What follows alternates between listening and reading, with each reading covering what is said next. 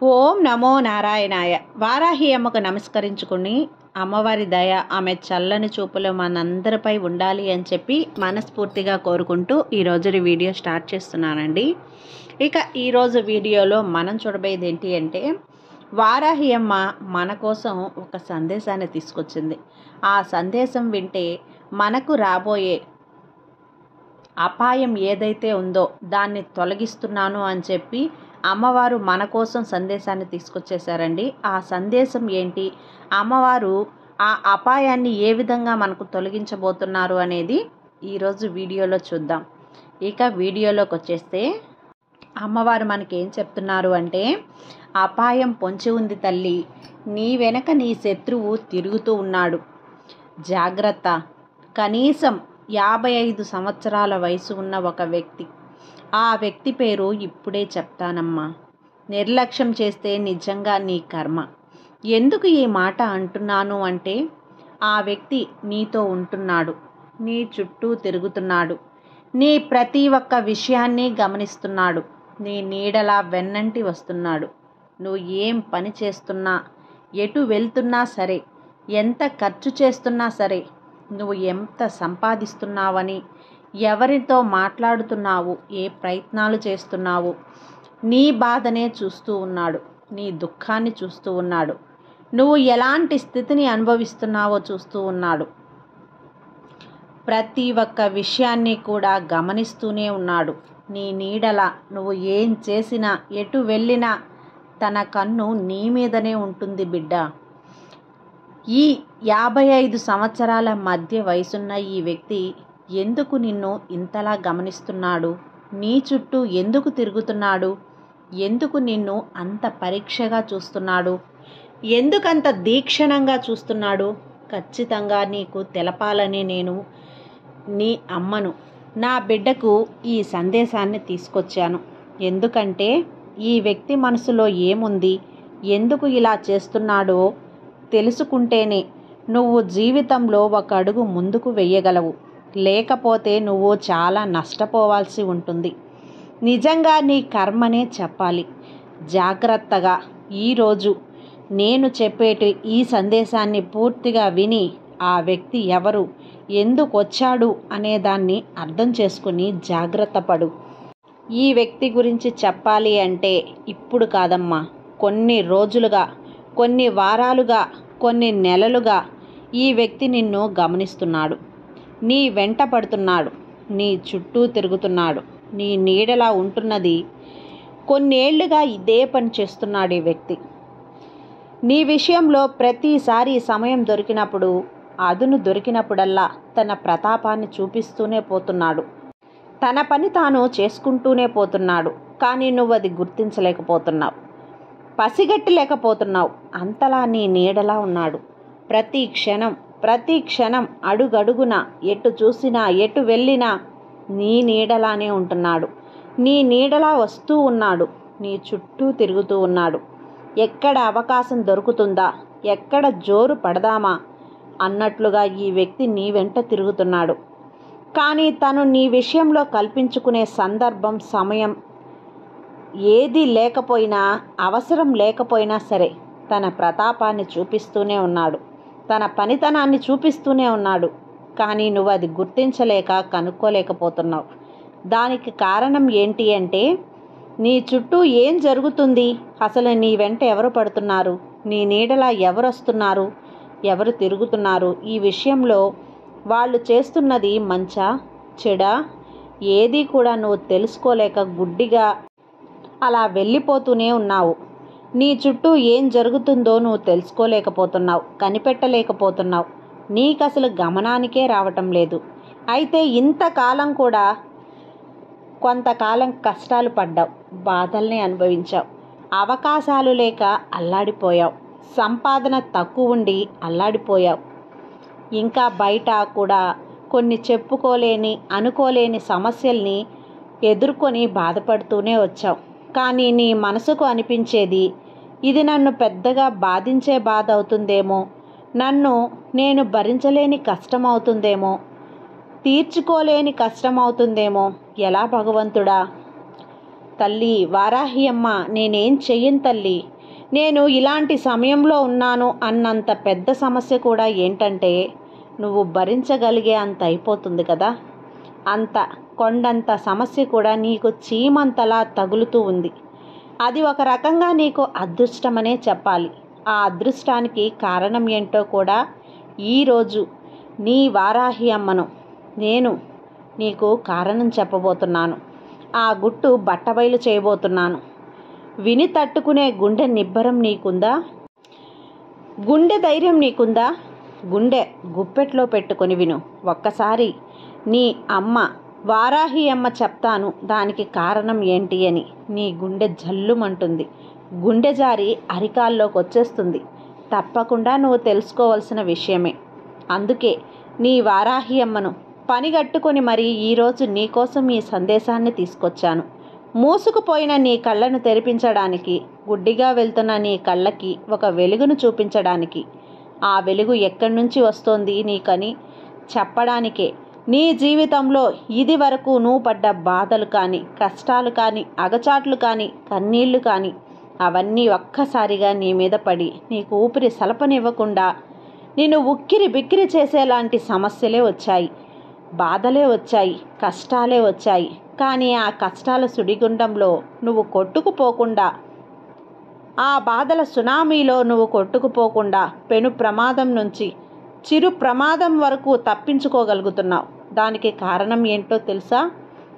ఏ శక్తి నీ వెనక పనిచేస్తుందో తెలుసా? కానీ ఈ వ్యక్తి నీ వెంట ఎందుకు పడుతున్నాడో తెలుసా? నిన్ను ఎందుకు గమనిస్తున్నాడో తెలుసా? మరి ఈ కష్టాలన్నింటికీ, బాధలన్నింటికీ కారణం ఈ వ్యక్తేనా అని నీ మనసులో అనుమానం రావచ్చు. తల్లి వారాహి అమ్మ, మరి ఇన్నాళ్ళు నేను కాస్తో కూస్తో కష్టాలైతే పడ్డాను, ఎన్నో కన్నీళ్లు దిగమింగుకున్నాను, ఎన్నో బాధలు అగచాట్లు భరించాను. మరి వీటన్నింటికీ కారణం ఈ వ్యక్తేనా అని నువ్వు ఎంతలా నన్ను ఎన్నోసార్లు అడిగావు కదా. నేను సమాధానం చెప్తానో ఒక్క నిమిషం ఆలోచించు తల్లి. కళ్ళు మూసుకొని నీ వారాహి అమ్మ నాకు ఇప్పుడు ఈ ప్రశ్నకి సమాధానం చెప్తుంది అని మనసు పెట్టి ఆలోచించు. నీ మనసు ఏం చెబుతుందో ఒక్కసారి తెలుసుకో. కానీ నీ ఊహకి కూడా అందని సమాధానం ఈరోజు నీ వారాహి అమ్మ నీకు అందించబోతుంది. కలలో కూడా ఊహించి ఉండవు. నీ వారాహి అమ్మ సమాధానాన్ని విన్నావంటే నీ తల గిర్రును తిరుగుతుంది, కళ్ళు తిరుగుతాయి, బయలు కమ్ముతాయి. ఎందుకంటే ఇప్పటికే నీ మనసు నీకు చెప్పే ఉంటుంది. ఏం చెప్తుంది? నేను పడుతున్న కష్టాలు, బాధలు అన్నింటికీ కారణమైతే నా నీడలా నా చుట్టూ తిరుగుతున్న ఈ వ్యక్తి ఎవరు అని నీ మనసు చెబుతోంది కదా. ఇప్పుడు నీ మనసు చెప్పింది, నువ్వు ఆలోచించింది ఈరోజు మాత్రం 100కు 100% కూడా అది అబద్ధం బిడ్డ, తప్పు. నువ్వు పెను ప్రమాదాల నుంచి, కష్టాల సుడిగుండం నుంచి బయటపడుతున్నావు. అడుగడుగునా కూడా నువ్వు తప్పు చేయబోతున్నా, దారి తప్పినా, పొరపాటు చేయబోతున్నా, గ్రహపాటుతో ఇంకొకటి చేయబోతున్నా కూడా వాటన్నింటినీ కూడా దారి మళ్లించి నిన్ను దారిలో పెడుతున్నది ఈ వ్యక్తే. నీ పెద్ద కష్టం కూడా తప్పించి చిన్న కష్టంగా తను అంత కష్టాన్ని తను మోసి రవ్వంత కష్టాన్ని నీకు పరిచయం చేసింది కూడా ఈ వ్యక్తే. ఎందుకంటే తనకు తెలుసు, నా బిడ్డ ఇంత పెద్ద కష్టం వచ్చి నెత్తిన పడితే నా బిడ్డ తట్టుకోలేదు. కాబట్టి ఆ కష్టం, బాధో, భారమో, భయమో ఏదైనా సరే నేను భరిస్తాను, నా బిడ్డకు అంత కష్టాన్ని నేను ఇవ్వలేను అని ఆలోచిస్తున్న ఈ వ్యక్తి ఎవరో తెలుసా? నువ్వు పుట్టినప్పటి నుంచి నిన్ను గమనిస్తూ, నువ్వు కంటికి రెప్పలా కాపాడుకుంటూ, నీ చుట్టూ తిరుగుతూ, నీ నీడలా తిరుగుతూ, నువ్వు తిన్నావా, ఉన్నావా, పడుకున్నావా, ఆనందంగా ఉన్నావా, నవ్వుతున్నావా, ఏడుస్తున్నావా, నువ్వు చేసే పని ఎలా ఉంది, ఎలా సంపాదిస్తున్నావు, ఈ దారిలో వెళ్తున్నావా, ఇందులో పూలున్నాయా, ముళ్ళున్నాయా, ఈ దారిలో వెళుతున్నావా, ఇందులో రాళ్ళున్నాయా, కంకులు ఉన్నాయా, ప్రతి ఒక్కటి కూడా తన్ను తాకి చూసి, తన చేతికి రాళ్ళు గుచ్చుకోకపోయినా, ముళ్ళు గుచ్చుకోకపోయినా, తన కాళ్ళకి చేతులకి ఇది సరైన దారి, ఇది మంచి దారి, ఇది పూల దారి, నా బిడ్డ ఈ దారిలో వెళ్తే వాడి జీవితం బాగుంటుంది, తను రక్తాలు కార్చి గాయాలు తగిలి ఓర్చుకున్న, ముందుగా పరీక్ష చేసి అది మంచి దారా కాదా అని నిర్ధారించిన తర్వాతే ఆ దారిలో నిన్ను పంపుతున్న ఆ వ్యక్తి ఎవరో తెలుసా? నీ కన్న తండ్రి. 50-55 సంవత్సరాల మధ్య వయసున్న ఈ వ్యక్తి అడుగడుగునా నిన్ను గమనిస్తున్నాడు, నీతో ఉన్నాడు, మంచి చెడు చెప్తున్నాడు. నువ్వేం చేస్తున్నావో, ఎటు వెళ్తున్నావో, ఎవరితో మాట్లాడుతున్నావో, నువ్వు చేస్తున్న పని ఎలా ఉంది, కష్టమా నష్టమా, ప్రతి ఒక్కటి కూడా గమనిస్తూనే ఉన్నాడు. ఎందుకంటే నా బిడ్డ ఏ దారిలో వెళ్ళినా, ఎవరిని మాట్లాడినా, ఏ పని చేసినా తనకు ఎప్పుడు కూడా భవిష్యత్తులో కూడా ప్రమాదం రాకూడదు. నా బిడ్డ ఉన్నంతగా ఉండాలి, కష్టాలు పడకూడదు, నష్టపోకూడదు, మోసపోకూడదు, ఎవరి చేతిలో బలవకూడదు. నా బిడ్డ బంగారు భవిష్యత్తులా మారాలి అని నీ కన్న తండ్రి తపన బిడ్డ. ఇది ఆ తపన వల్లే నీ చుట్టూ నీడలా నీ వెంట తిరుగుతున్నాడు. సమయానికి తింటున్నావా లేదా, నా బిడ్డ పడుకున్నాడా లేదా, వాడి ఆలోచనలు ఎలా ఉన్నాయి, ఏం చేస్తున్నాడు, తన వ్యక్తిత్వం ఎలా ఉంది, ఎలాంటి వాళ్ళతో స్నేహం చేస్తున్నాడు, అడుగడుగునా పరీక్షిస్తున్నాడు.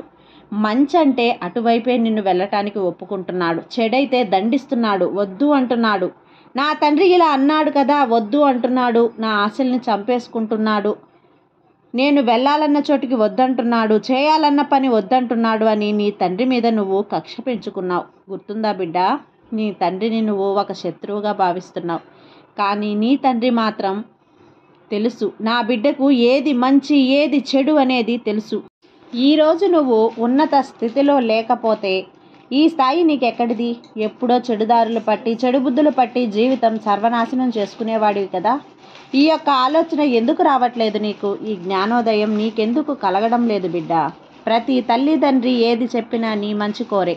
నువ్వు చెడిపోకూడదు, నువ్వు బాగుపడకూడదు, నువ్వు కష్టాల పాలవ్వకూడదు, చిక్కుల్లో పడకూడదు అని ఏది చేసినా కూడా చేస్తారు.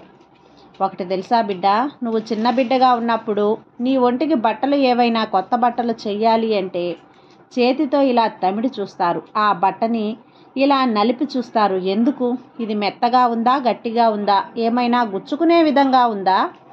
గుచ్చుకుంటే నా బిడ్డ ఇబ్బంది పడతాడు. ఈ బట్టల్లో ఉండేవాడికి సౌకర్యంగా ఉండాలి, మెత్తగా ఉండాలి, హాయిగా ఉండాలి అని నీకు ఒక్క పూట వేసి విప్పేసే బట్టల్ని అంత పరీక్షించి చూసే తల్లి కానీ నీ తండ్రి కానీ 100 ఏళ్ల నీ జీవితం కోసం ఎన్ని బట్టి చూస్తూ ఉంటారో, ఎన్ని తడిమి చూస్తారు.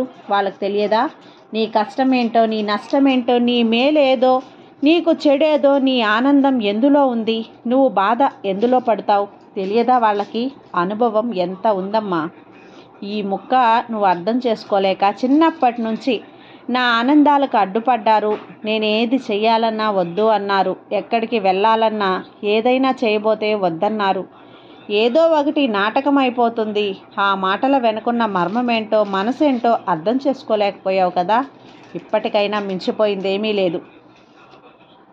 అమ్మా నాన్నలు ఏం చేసినా నీ కోసమే, ఏది వద్దన్నా నీ మంచి కోసమే, నీ బాగు కోసమే, నీ క్షేమం కోసమే. వాళ్ళు ఈరోజు అలా నడిపించారు కాబట్టే, ఒక క్రమశిక్షణతో కాబట్టే నువ్వు ఈరోజు ఇలా ఉన్నావు. రేపటి రోజు నీ బిడ్డల విషయంలో కూడా నువ్వు ఇలానే ప్రవర్తిస్తావు. వాళ్ళు కూడా అలానే అనుకుంటారు. కాబట్టి ఈరోజు నీ బిడ్డలకు నువ్వు చెప్పు, మా అమ్మ నాన్న నేను ఎలా ఏదైతే చేస్తానో అంటే అది సరైన పని కాదు అన్నప్పుడు వద్దు నాన్న, అక్కడికి వద్దు ఇలా ఆపేసేవాళ్ళు. ఇలా చేయబట్టే నేను ఈరోజు ఈ స్థితిలో ఉన్నాను, చెడుదారుల్లోకి వెళ్ళలేదు. మంచి పనులు చేసినప్పుడు మా అమ్మ నాన్న నన్ను ప్రోత్సహించేవాళ్ళు, ఇంకొంచెం బాగా చెయ్యి అని నాకు ప్రోత్సాహం ఇచ్చేవాళ్ళు అని. అందుకే నేను ఈ స్థాయిలో ఉన్నాను అని నీ బిడ్డలకు నువ్వు చెప్పు. నీ విలువ నీ బిడ్డలకు అర్థమవుతుంది. లేకపోతే నీ తల్లిదండ్రులను నువ్వు ఎలా అపార్థం చేసుకున్నావో రేపటి రోజుకు నీ బిడ్డలు కూడా నిన్ను అలా అపార్థం చేసుకుంటారు. కాబట్టి ఆ రోజు ఒక కక్ష పెంచుకుంటూనే వెళ్తారు కదా. వాళ్లకు ఒక వయసు వచ్చి వాళ్ళ పెళ్ళాం బిడ్డలు వాళ్లకు వచ్చేసరికి మా అమ్మ నాన్న నా ఆనందాలకు అడ్డుపడ్డారు అన్న ఒక ఆలోచన వాళ్ళ మనసులో నాటుకుపోతుంది కదా. అది రాకూడదు బిడ్డ. అది చెరిపేయాలి అంటే వాళ్ళు ఏం చేసినా నువ్వు ఈ స్థాయిలో ఉన్నావో నీ బిడ్డలకు వివరించి చెప్పు, పాఠాలుగా చెప్పు, కథలుగా చెప్పు. ఈరోజు నీ తండ్రిని నువ్వు అర్థం చేసుకో, నీ తల్లిని నువ్వు అర్థం చేసుకో. అప్పుడు నీ 3 తరాలు బాగుంటాయి. 3 తరాలు ఎలా మీ నాన్న తరం, నీ తరం, నీ బిడ్డల తరం తరతరాలుగా ఇలా సాగుతుంది తల్లి. అప్పుడే నీ కుటుంబం ఆనందంగా ఉంటుంది.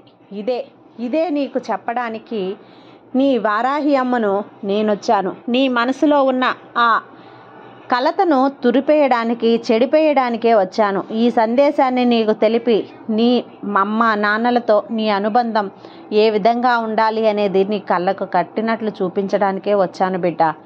నా మీద నమ్మకంతో ఈ సందేశాన్ని విన్నావు కదా.